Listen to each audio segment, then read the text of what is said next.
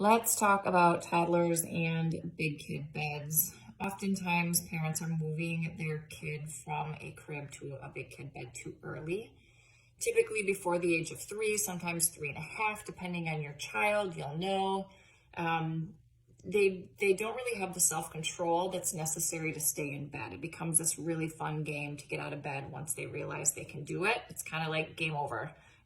For the first couple days or few days, usually it's okay. And then once they realize they don't have the crib bars or the ledges on the crib like they did, they can get in and out whenever they want.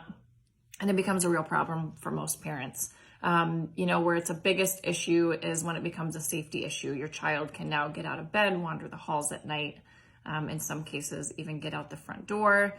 You need to make sure that wherever your child is sleeping, it's a safe space. And if that means putting them back in the crib because the big kid bed they're just not ready yet, then that's fine too.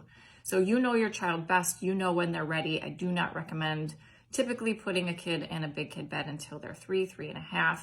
But if you have done it, let's say you've done it, it's working, you've sold the crib, so there's no going back. Just keep your eye on your child, and you might have to set some boundaries about not getting out of bed. Those clocks work sometimes really well for kids with the lights to tell them when they can and can't get out of bed. Either way, safety is your top priority. Just make sure your child cannot get out and wander.